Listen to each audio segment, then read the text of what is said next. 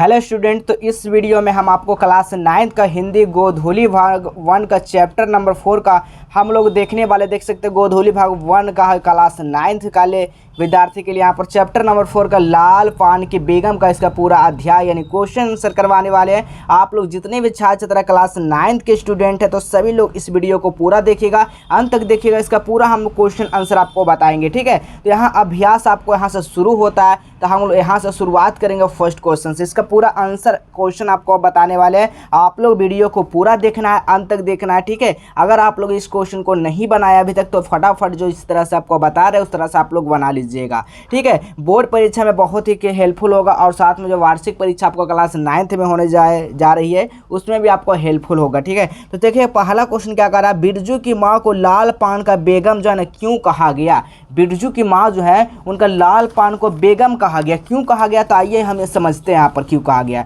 तो देखिएगा यहाँ क्यों कहा गया, तो कहा जा रहा है, देखिए क्या कहा जा रहा है, बिरजू की माँ को लाल पान की तथा सौंदर्य का प्रिय महिला, ठीक है, सॉरी यहाँ पर पान की बेगम इसलिए कहा जाता है, यानी बिरजू की माँ को लाल पान की बेगम जो है इसलिए कहा गया क्योंकि वह खुश मिजाज तथा सौंदर्य प्रिय महिला है। जब गाड़ी बलमपुर की ओर चलती है और वह साथ बैठी महिलाओं को गीत गाने के लिए प्रेरित करती है तथा स्वयं भी गीत गाने के लिए उत्सुक हो जाती है, इसी को कहा जाता है लाल पान की, बिरजू की माँ को लाल पान का बेगम, ठीक है। आप लोग समझ गए होंगे जितना कुछ आप लोग बताएं, ठीक है। तो चलिए यहाँ पर अगला क्वेश्चन का भी इंतजार है। अगला क्वेश्चन क्या कहा जा रहा है, देखिएगा। अगला क्वेश्चन आपसे पूछा जा रहा है, नवान के पहले ही नया धान जुटा दिया, इस कथन से बिरजू की माँ को कौन सा जो है मनोभाव प्रकट हो गया। दूसरा का आंसर देखिए क्या कहा, ज़रा समझिएगा, समझ के चलिएगा, सारा क्वेश्चन आप लोग लिखते भी चलिएगा, ठीक है। यहाँ पर देखिए क्या कहा जा रहा है, दूसरा का सही आंसर आप लोग लिखिएगा। क्या कहा जा रहा है कि गांव में एक परंपरा होती है, गांव में क्या होती है, एक परंपरा होती है, ठीक है। नई फसल तैयार होने के बाद उसे देवी देवताओं को चढ़ाया जाता है। आप लोग देखते हो गाँव में जो है ना नई फसल होती है उसको फिर गाँव जो है ना देवी देवताओं पर क्या किया जाता है, चढ़ाया जाता है। लेकिन बिरजू ने धान को एक बलि कुछ धान मुंह में डाल दिया, जिस कारण बिरजू की माँ उसे डांटे और जिससे बिरजू की माँ के मन में धर्म के प्रति जो आस्था छुपी है वह हो जाती है। इससे यह भी पता चलता है कि वह धार्मिक विधि विधान परंपरा का है, ठीक है। आप लोग इसका आंसर इस तरह से आपको लिखना है सेकंड का। चलिए अगला क्वेश्चन देखिएगा। अगला क्वेश्चन तीसरा नंबर क्वेश्चन क्या कहा जा रहा है, बिरजू की माँ बैठी मन ही मन क्यों कुढ़ रही थी, बताते हैं। तो लिखना है कि गांव के सभी लोग, ठीक है, गांव के सभी लोग नाच जो है ना देखने जा रहे हैं। बिरजू की माँ भी 1 महीने पहले ही सभी को यानी कि कहती आई थी कि बैलगाड़ी से नाच देखने जाएगी, लेकिन उसके पति अभी तक गाड़ी लेकर नहीं आए थे और ऊपर से गांव की औरतें भी उससे ताना मार रही थी, जिस कारण वो बैठी कुढ़ रही थी। किस लिए कुढ़ रहे थे, वो नाच जो है नहीं देखने गई बैलगाड़ी से और उसी को सभी लोग चिढ़ा रहा था कि तुम नहीं देखने गए, इसीलिए क्या कर रहे थे, मन ही मन क्या कर रहे थे, कुढ़ रही थी। पूरा अच्छे तरीके से याद करिएगा, एक एक क्वेश्चन याद होगा। अगला क्वेश्चन करा जा रहा है, लाल पान की बेगम शीर्षक कहानी के सार्थक स्पष्ट करना है। इसको क्या करना, सार्थक स्पष्ट।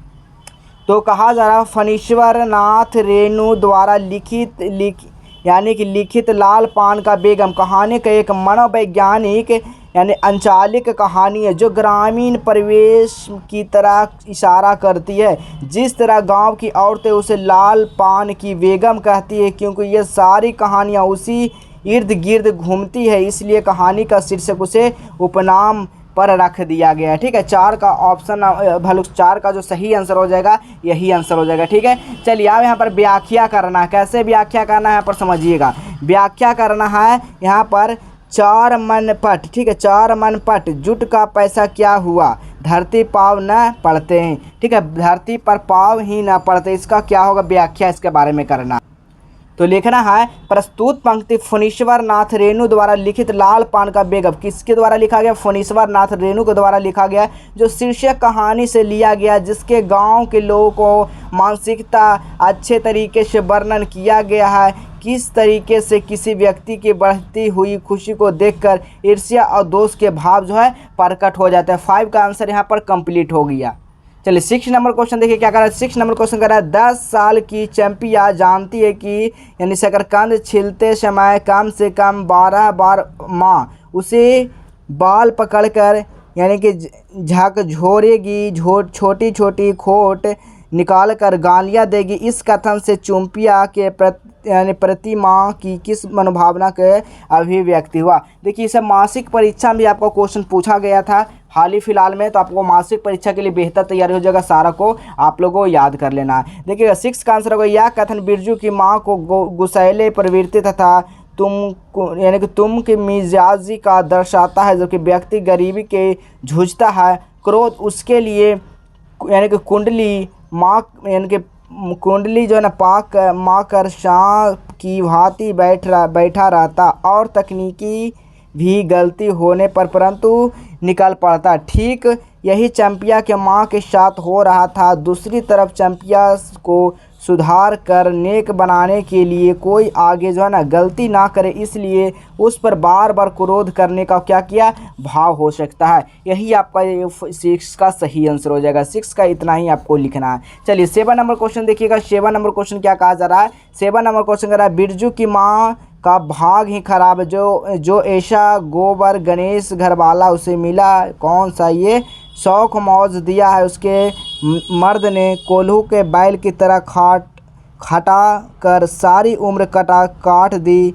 इससे यह प्रस्तुत कथन बिरजू की माँ और उसके पिता के संबंधों का करवाहट दिखाई पड़ती है। करवाहट अस्थायी या अस्थायी के कारण का विचार को कीजिए। तो 8 का यहाँ पर 7 का ना बता रहे थे। चलिए 7 का यहाँ पर सही आंसर देखिए क्या क्या हो जाएगा। तो 7 का यहाँ पर सही लिखना है यह करवाहट अस्थायी है क्योंकि उसके पति के गाड़ी लगने में देर हो रही है और यह इधर उधर गांव की औरतें अपनी बातों से परेशान कर रही थी, जिसके कारण कूद रही थी और वो अपने पति के बारे में ऐसा वाक्य का उपयोग करती है कि लेकिन वह जैसे ही गाड़ी लेकर आता है तो बिरजू की माँ मांग टीका पहन कर तैयार होती है तो उसके पति उसे एक टक निहारते हैं। इसके पति के दिल में बिरजू की माँ के प्रति प्रेम भाव साफ नज़र आते हैं। ठीक है, इस तरह से आप लोग लिख सकते हैं। तो आपको जितना ही बता रहे सही सही आंसर आपको इसी तरह आपको लिखना है। चलिए 8 नंबर क्वेश्चन देखिएगा। 8 नंबर क्वेश्चन क्या कहा जा रहा है?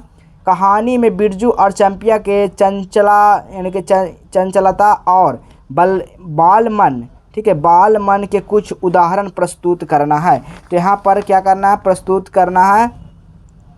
यहाँ पर 8 करना रह गया जी। पहले 8 का देखिए। गांव की गरीबी तथा आपसी क्रोध और ईर्ष्या के बीच वहाँ एक प्राकृतिक प्रसन्नता निवास करती है। तो पाठ के आधार पे आपको बताना है। ठीक है, तो पाठ के आधार पर कैसे बताना आइए यहाँ पर लिखना है। तो लाल पान की बेगम शीर्षक कहानी के ग्रामीण परिवेश की कहानी है। कहानी में गाँव की गरीबी, क्रोध और ईर्ष्या का चित्रण है। ठीक है, इसमें क्रोध और ईर्ष्या का चित्रण जो बिरजू की माँ नाच देखने जाने के विलंब होने के कुपित है, यानी कि देरी होने के कारण गांव की एक महिलाओं से ईर्ष्या करती है क्योंकि उसके पति ने सर्व के कुछ ज़मीन हासिल कर ली है और उसने एक घोड़ा बैल भी खरीद लिए, किंतु वह ईर्ष्या तथा ताने मारने वाली औरत नाच देखने के लिए है किंतु वही ईर्ष्या तथा ताने मारने वाली औरत नाच देखने के लिए किंतु वही ईर्ष्या तथा ताने मारने के लिए औरत नाच देखने के लिए उसी बैलगाड़ी पर बैठती है। देखिए यहाँ पर 2-2 3-3 बार लिखा गया। इससे आपको ध्यान है एक बार ही लिखना है, उसके बाद ये गाड़ी पर बैठती है ये लिख देना है। ठीक है, यहाँ पर 2-2 बार लिखा गया है।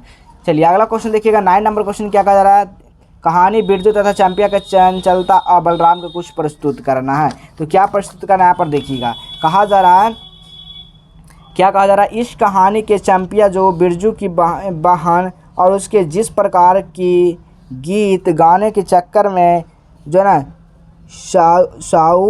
साहिवान तथा दुकान से देर से आती है और फिर माँ की झुलझुलाहट तथा बिरजू के चंपिया के द्वारा शकरकंद खाने को बलराम पर परिचय देता है। लेखक इस उद्धृत व्यवहारिक का प्रयोग करके कहानी के रोचक तथा बना दिया। ठीक है, इस तरह से आप लोग लिख सकते हैं। चलिए जो है वीडियो को आप लोग पॉज कर लिख सकते हैं, सारा कुछ बिल्कुल सही लिखा गया। चलिए यहाँ 10वां नंबर का लाल पान की बेगम कहानी का सारांश लिखना, बहुत इंपॉर्टेंट सारांश लिखना। आइए यहाँ पर समझते हैं। लाल पान की बेगम कहानी यानी कि नारी सशक्तिकरण को केंद्र में रखकर लिखी गई इस कहानी के माध्यम से रेणु जी ने नारी के स्वाभिमान और आत्मसम्मान के लाल पान के दुनिया के सामने रखा गया। गांव महिलाओं के बीच होने वाला छोटे मोटे झगड़े को बहुत बेहतरीन तरीके से चित्रण किया। उन्होंने पति पत्नी के रिश्ते की खट्टी मीठी नोक झोंक को पल में रुठाना, ठीक है, पल में रुठाना, ये आपका, और इधर लिख देना है, और पल में ही मान जाना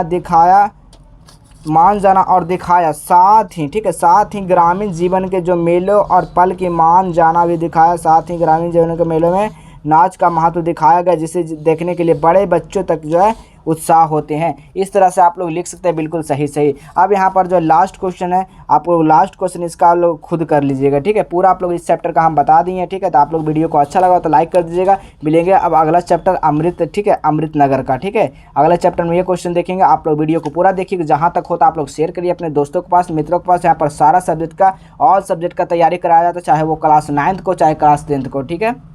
और बेहतर तैयारी के लिए आपको क्या करना है, बेहतर तैयारी करने के लिए ना आपको क्या करना है, तो देखिएगा, बेहतर तैयारी करने के लिए आपको प्ले स्टोर होगा, ठीक है। आपका मोबाइल में जो है प्ले स्टोर होगा, ठीक है। प्ले स्टोर जिससे आप डाउनलोड करते हैं गेम वगैरह, ठीक है। वहाँ पर जाकर क्या सर्च करना है, जस्टेबल एजुकेशन, ठीक है। क्या सर्च करना है, जस्टेबल एजुकेशन। जिस तरह का लोगो यूट्यूब में लगा हुआ होगा उसी तरह का लोगो जो यहाँ पर लगा होगा, इसको आप लोग क्या करना है, डाउनलोड कर लेना, ठीक है। डाउनलोड करने के क्या बना, डाउनलोड करने के बाद वहाँ से आपको कोर्स रहेगा क्लास 9th के लिए, क्लास 10th के लिए, तो वहाँ से जाकर परचेस कर सकते हैं, या ना तो फ्री में भी पढ़ सकते हो। वहाँ पर फ्री में भी आपको दिया गया, ठीक है। आप लोग इंस्टॉल कर लेंगे, ठीक है, आप लोग इंस्टॉल कर लेंगे मोबाइल में जाकर, ठीक है। तो आपको वीडियो अच्छा लगा हो तो आप लोग लाइक कीजिएगा, शेयर कीजिएगा दोस्तों के पास ज़रूर।